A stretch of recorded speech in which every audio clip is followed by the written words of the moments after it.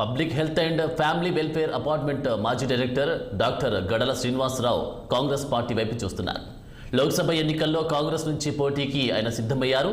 Khammam, Secunderabad parliament స్థానాల్లో ఏదో ఒక టికెట్ను ఆయన ఆశిస్తున్నారు. ఈ మేరకు 2 సీట్లకు గాంధీ భవన్లో గడల శ్రీనివాస్ తరపున ఎంపీ టికెట్ కోసం ఆయన సన్నిహితుడు రాము అప్లికేషన్ ఇవ్వడం ఇప్పుడు హాట్ టాపిక్గా మారింది.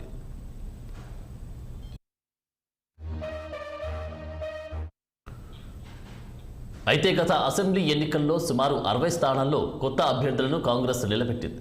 రాజకీయాలపై ఆసక్తి ఉన్న, ప్రజాసేవ చేయాలని ఆకాంక్ష ఉన్న విద్యావంతులకు టికెట్లు ఇచ్చి ప్రోత్సహించింది. 52 మంది కొత్తవారు ఎమ్మెల్యేలుగా ఎన్నికయ్యారు.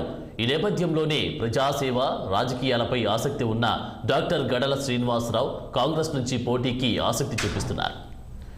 ప్రజారోగ్య సంచాలకులుగా శ్రీనివాసరావు కరోనా సమయంలో తన పనితీరుతో సమర్థవంతమైన అధికారిగా పేరు తెచ్చుకున్నారు. ఆ తర్వాత కూడా వార్తల్లో వ్యక్తిగా నిలిచారు. కొత్తగూడెం వాస్తవ్యులైన గడల తన తండ్రి పేరిట ట్రస్ట్ స్థాపించి అనేక సేవా కార్యక్రమాలు చేశారు. ఒక దశలో ఆయనకు కొత్తగూడెం ఎమ్మెల్యే అభ్యర్థిత్వాన్ని బీఆర్ఎస్ ఆఫర్ చేసిందనే ప్రచారం జోరుగా వినిపించింది. ఈ నేపథ్యంలోనే ఆయన కొత్తగూడెంలో గ్రౌండ్ ప్రిపేర్ చేసుకున్నారు. ఆయనకు టికెట్ కన్ఫర్మ్ అని అందరూ భావించినప్పటికీ చివరలో ఆయనను పక్కన పెట్టిన కేసీఆర్ వనామాకే టికెట్ ఇచ్చారు. గడల్ను కేసీఆర్ నమ్మించి మోసం చేశాడన్న ప్రచారం రాజకీయ వర్గాల్లో జరిగింది.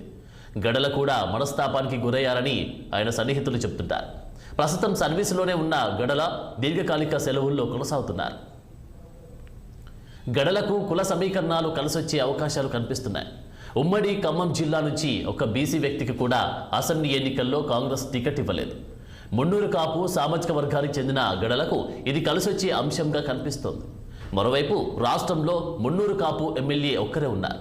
రాష్ట్ర జనాభాలో పెద్ద సంఖ్యలో ఉన్న మున్నూరు కాపులకు ప్రాతినిధ్యం కల్పించాలని పార్టీ భావిస్తే ఎక్కడో ఒక చోట గడలకు టికెట్ వచ్చే అవకాశం ఉంటుందని ఆయన సన్నిహితులు చెబుతున్నారు.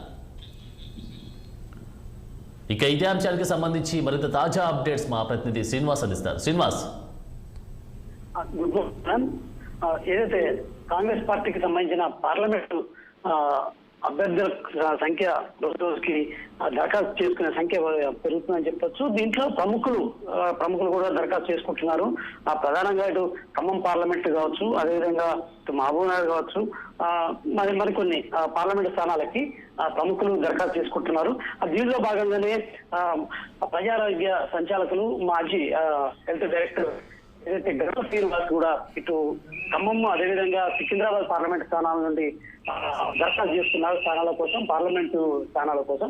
అయితే ఆ గడల శ్రీనివాస్ తరఫున ఆయన సన్నిహితుడు రాము నిన్న గాంధీ భవన్ లో దరఖాస్తు ఇవ్వడం జరిగింది. ఈ నేపథ్యంలోనే దాదాపుగా అంటే గత కొంతకాలంగా ఏదైతే గడల శ్రీనివాస్ స్తబ్దంగా ఉన్న పరిస్థితి, ఏదైతే గత అసెంబ్లీ ఎన్నికల్లో బీఆర్ఎస్ తరఫున దాదాపుగా కొత్తగూడెం నుండి టికెట్ వస్తుందని చెప్పేసి సిద్ధంగా గ్రౌండ్ ప్రిపేర్ చేసుకున్న ఏదైతే గడల శ్రీనివాస్ కేసీఆర్ టికెట్ ఇవ్వకపోవడంతో తీవ్ర నిరాశకు చెందిన గడల శ్రీనివాస్ ప్రస్తుతానికైతే స్తబ్దంగా ఉన్నారు. అయితే ప్రస్తుతం ఆయన సర్వీస్ లో ఉన్నప్పటికీ కూడా దీర్ఘకాలిక సెలవులో కొనసాగుతున్నారు.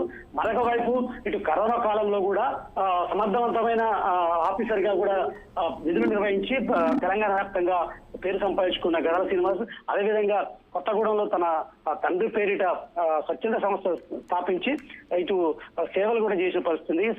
కొత్తగూడెం నియోజకవర్గ వ్యాప్తంగా, అదేవిధంగా ఖమ్మం జిల్లా వ్యాప్తంగా తన తండ్రి పేరిట స్వచ్ఛంద సంస్థ ద్వారా ప్రజా సేవ అంటే సేవా కార్యక్రమాలు కూడా చేసిన గడల శ్రీనివాస్ దాదాపుగా ఏదైతే అప్పుడు కేసీఆర్ కూడా ఖచ్చితంగా కొత్తగూడెం టికెట్ ఇస్తున్నారు అని కూడా కన్ఫర్మ్ అయినట్టు కూడా ప్రచారం జరిగింది. ఈ నేపథ్యంలోనే అక్కడ గ్రౌండ్ ప్రిపేర్ చేసుకోవడంతో పాటు అక్కడ ఎక్కువ టైం ఖాళీ టైంలో కొత్తగూడెంకి టైం ఇచ్చేసి అక్కడ సేవా కార్యక్రమం విస్తృతంగా చేపట్టిన పరిస్థితి.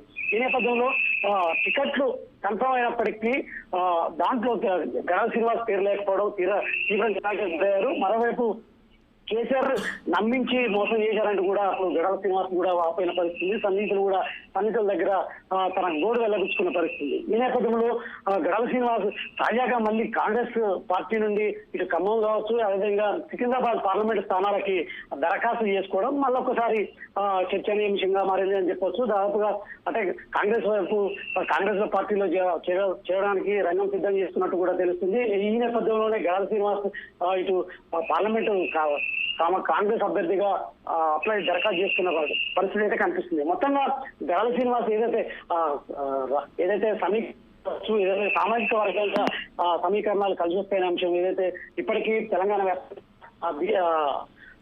సామాజిక వర్గానికి సంబంధించిన ఒకే ఒక ఎమ్మెల్యే ఉండడం, అదేవిధంగా ఇటు ఖమ్మం జిల్లాలో అసెంబ్లీకి సంబంధించిన అభ్యర్థులు ఎవరు లేకపోవడం బీసీ సామాజిక వర్గానికి అనుకూలిస్తుంది, అంటే తనకు అనుకూలిస్తుందని కూడా ఇటు సన్నిహితుల ద్వారా చెప్తున్న పరిస్థితి. ఒకవేళ ఖచ్చితంగా ఏదో ఒకటి ఇటు సికింద్రాబాద్ కావచ్చు, ఖమ్మం కావచ్చు, ఏదో ఒక పార్లమెంట్ స్థానంలో తనకు అవకాశం ఇస్తే ఖచ్చితంగా మెజార్టీతో గెలుస్తానని చెప్పేసి కూడా ధీమాగా ఉన్నట్టు కూడా ఇటు సన్నిహితులు చెప్తున్న పరిస్థితి అయితే కనపడుతుంది. ఆనంద్. Thank you Srinivas.